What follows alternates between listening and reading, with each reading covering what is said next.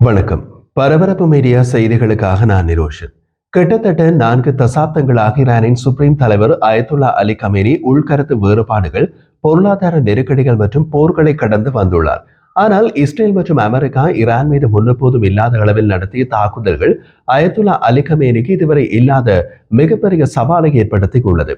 இஸ்ரேலிய மற்றும் அமெரிக்க தாக்குதல்களுக்கு பதிலடி கொடுக்கும் விதத்தில் அடுத்த அவர் எடுக்கவிருக்கும் முடிவு ஈரானுக்கும் மத்திய கிழக்கின் பிற பகுதிகளுக்கும் மிகப்பெரிய மாற்றத்தை ஏற்படுத்தும். ஆனால் ஈரானிய பதிலடியின் விலை மிக அதிகமானது. அதில் அவருக்கு இருக்கும் தேர்வுகள் மிக குறைவானது.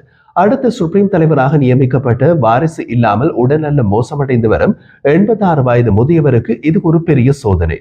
கமேனி ஆட்சிக்கு ஏற்பட்ட சேதத்தின் அளவு நிச்சயமற்றதாகவே உள்ளது. ஆனால் அந்த சேதம் ஈரானின் அதிகாரத்தின் மையத்தையே தாக்கியது. ஈரானின் அதிகாரத்தின் மையத்தில் அமர்ந்திருப்பவர் அயத்துல்லா அலி கமேனி தான். அலி கமேனியின் அதிகாரத்தின் மையத்தில் ஏற்பட்ட சேதம் என்ன? இஸ்லாமிய புரட்சியின் கொள்கைகளை நிலைநிறுத்தும் ஒரு முக்கிய இராணுவ படையான இஸ்லாமிய புரட்சிகர காவலர் படைப்பிரிவு அனுபவம் வாய்ந்த தளபதிகளின் எண்ணிக்கையில் பலரை இழந்தது. ஆயுத தரத்திற்கு அருகில் யுரேனியம் சிறைபூட்டப்பட்ட ஈரானின் அணுசக்தி நிலையங்கள் கடுமையாக சேதமடைந்தன. ஈரானின் அணுசக்தி திட்டத்தின் முன்னேற்றத்துக்கு உந்து சக்தியாக இருந்த முக்கிய விஞ்ஞானிகள் படுகொலை செய்யப்பட்டனர். இஸ்ரேலிய தாக்குதல்களால் கமேனியின் பிராந்திய ஆதரவு இயக்கங்கள் ஏற்கனவே கடுமையாக பலவீனமடைந்திருந்தன. மேலும் அவரது ஆட்சியின் அணுசக்தி திட்டத்திற்காக செலவிடப்பட்ட பில்லியன் கணக்கான பணம் இஸ்ரேலுடன் போர் புரிந்த 12 நாட்களில் இழக்கப்பட்டது. ஈரான் மீதான பொருளாதார தடைகள் மற்றும் உயர்ந்து வரும் பணவீக்கத்தின் பின்னணியில் தற்போது ஏற்பட்டுள்ளது மற்றொரு பொருளாதார காயம். இஸ்ரேலிய தாக்குதல்கள் மிகவும் ஆழமானவையாக இருந்ததால் கமேனி போரின் போது ஒரு வெளியிடப்படாத ரகசிய இடத்திலிருந்து தனது உரைகளை நிகழ்த்தினார். இது அவரது பாதுகாப்பு குறித்து நீடித்த அச்சத்தை குறிக்கிறது. இஸ்ரேலிய தாக்குதல்களில் படுகொலை செய்யப்பட்ட ராணுவ தளபதிகள் மற்றும் அணுவிஞ்ஞானிகள் நாடு தழுவிய இறுதி சடங்குகள் கடந்த சனிக்கிழமை நடந்த போது அதில் கலந்து கொண்ட லட்சக்கணக்கானவர்களில் அலி கமேனி இல்லை. போர் நிறுத்தம் நடைமுறைக்கு வந்த பல நாட்களுக்கு பின்னர் சுப்ரீம் தலைவர் ஈரானிய மக்களுக்கு இஸ்ரேலையும் அமெரிக்காவையும் எதிர்க்கும் ஒரு காணொளி செய்தியை வழங்கினார். அதில் டொனால்ட் ட்ரம்பின் பெயரை குறிப்பிடாமல் இந்த ஜனாதிபதி ஒரு உண்மையை அம்பலப்படுத்தினார். அமெரிக்கர்கள் ஈரானின் முழுமையான சரணடைதலில் மட்டுமே திருப்தி அடைவார்கள், அதற்கு குறைந்த எதையும் ஏற்றுக்கொள்ள மாட்டார் என்று கமேனி கூறினார். எதிர்பார்த்தபடி கமேனி இஸ்ரேல் மற்றும் அமெரிக்கா நடத்திய போரில் வெற்றியை அறிவித்தார். ஈரானில் ராணுவ தளபதிகள் மற்றும் அணுவிஞ்ஞானிகள் படுகொலை செய்யப்பட்டு அணுசக்தி நிலையங்கள் கடுமையாக சேதமடைந்த நிலையில் போரில் எந்த இடத்தில் அவர் வெற்றி பெற்றார் என்பதை அவர் குறிப்பிடவில்லை. அலி கமேனியின் இந்த வெற்றி அறிவிப்பு ட்ரம்பிடமிருந்து ஒரு வெளிப்படையான பதிலடியை தூண்டியது.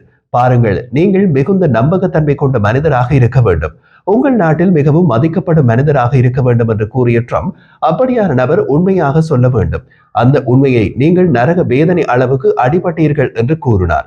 கமேனியை அமெரிக்காவுக்கு சார்பான ஒரு ஒப்பந்தத்திற்கு சம்மதிக்க வைக்க முடியும் என்று ட்ரம்ப் நம்புகிறார். அதனால்தான் இஸ்ரேலிய பங்கர் குண்டுகள் கமேனியின் பங்கர் வரை செல்லாமல் ட்ரம்ப் தடுத்து விட்டார். கமேனியை அமெரிக்காவுக்கு சார்பான ஒரு ஒப்பந்தத்திற்கு சம்மதிக்க வைக்க முடியாது என்று தெரிந்துவிட்டால் ட்ரம்ப் மறுபக்கம் திரும்பிக் கொள்வார். ஒரு காலத்தில் தனது ஆட்சியின் உயிர் வாழ்வை பாதுகாக்க அரசியல் மற்றும் பொருளாதார சூழ்ச்சிகளை பயன்படுத்தி ஒரு சுறுசுறுப்பான தலைவராக இருந்த கமேனி இப்போது வயதான நபராக ஊழல்களால் அரிக்கப்பட்டு வரும் ஒரு அரசை ஆளுகிறார்.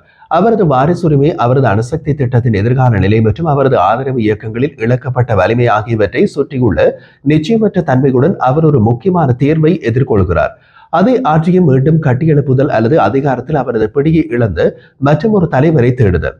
பல தசாப்தங்களாக கமேனி தனது ஆட்சியை வடிவமைக்க தொடர்ச்சியான சவால்களை எதிர்கொண்டார்.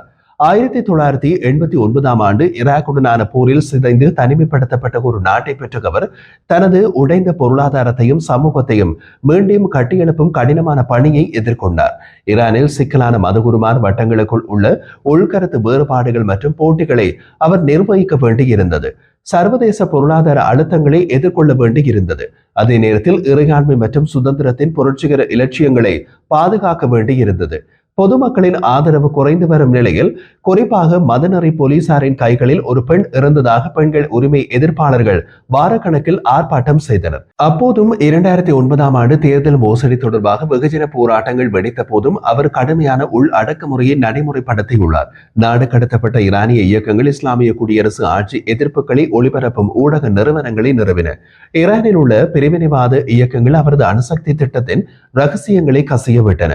இஸ்ரேலின் உளவு அமைப்புகள் ஈரானுக்குள் ஆழமாக ஊடுருவி அணு விஞ்ஞானிகளை கொண்டு ஈரானின் உள்கட்டமைப்புக்கு எதிராக சைபர் தாக்குதல்களை நடத்தியதை அவரால் தடுக்க முடியவில்லை. இவை எல்லாவற்றுக்கும் மேலாக ஒரு அமெரிக்க ஜனாதிபதி ஒரு சமூக ஊடக இடுகையில் அலி கமேனியின் சாத்தியமான படுகொலையை பற்றி பேசியுள்ளார். அலி கமேனியின் சாத்தியமான படுகொலை பற்றிய பேச்சை கண்டிக்க பெரும்பாலான நாடுகள் முன்வரவில்லை. நீண்ட காலமாக எதிர்பார்க்கப்பட்டு ஆனால் பரவலாக சந்தேகிக்கப்பட்ட ஈரான் மீதான இஸ்ரேலிய மற்றும் அமெரிக்க தாக்குதல்கள் அவரது ஆட்சி காலத்திலேயே நடந்துள்ளன. 1979 ஆண்டு இஸ்லாமிய புரட்சிக்கு பின்னர் 1980களில் சதாம் ஹுசைனின் கீழ் ஈராக்கிய படையெடுப்பை தொடர்ந்து ஈரானை ஒரு வெளிநாடு நேரடியாக தாக்கிய இரண்டாவது போர் இது. அதன் விளைவுகளில் வெளிப்படையாக தெரிபவை ஈரானின் இழப்புகள் தான். கமேனியின் முக்கிய செல்வாக்கு அம்சங்கள் இரண்டு. முதலாவது ஒரு மேம்பட்ட அணுசக்தி திட்டம். இரண்டாவது அவர் உத்தரவிட்டால் ஏவுகணை ஏவக்கூடிய ஆதரவு இயக்கங்களின் வலையமைப்பு. இந்த இரண்டுமே இப்போதும் முடங்கி உள்ளன. உள்நாட்டில் கமேனி இன்றும் ஈரானின் மிகவும் சக்தி வாய்ந்த நபராக இருக்கிறார். அவரது அதிகாரத்தை பாதுகாக்க கட்டமைக்கப்பட்ட ஒரு விசுவாசமான ஆதரவு தளம் மற்றும் நிறுவனங்களால் ஆதரிக்கப்படுகிறார்.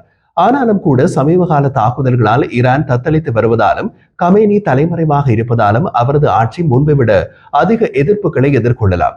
இந்த வயதான தலைவர் இஸ்லாமிய புரட்சியின் அடிப்படைவாத கொள்கைகளை பாதுகாக்க அடக்கு முறையை தீவிரப்படுத்தலாம். ஈரானிய இஸ்லாமிய குடியரசின் கோட்பாடுகள் இரண்டு. முதலாவது மத்திய கிழக்கு பிராந்தியத்தில் அதிகாரத்தை முன்னிறுத்துதல், இரண்டாவது எதிரிகளை தடுப்பது. ஆனால் முதலாவது கோட்பாடு பலவீனமடைந்தது, இரண்டாவது கோட்பாடு தோல்வியடைந்தது. அவரது ஆட்சி இப்போது குறைந்தபட்ச இலக்கை நோக்கியே நகர்கின்றது. அந்த குறைந்தபட்ச இலக்கு உயிர் வாழ்வதை உறுதி செய்வது. அவரது ஆட்சி மற்றொரு நாள் உயிர் வாழ வாழ்கிறது. ஆனால் அது பலவீனம் அடைந்துள்ளது என்பதில் சந்தேகமில்லை.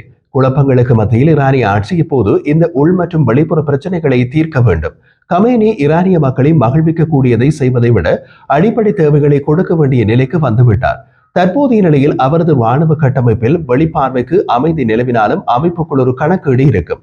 மேலும் திரைக்கு பின்னால் கணிசமான விரல் நீட்டல்கள் இருக்கும். இவ்வளவு இழப்புகளுக்கும் யார் காரணம் என்ற கேள்வி எழும்போது கணிசமான விரல் நீட்டல்கள் கமேனியை நோக்கியே இருக்கும்.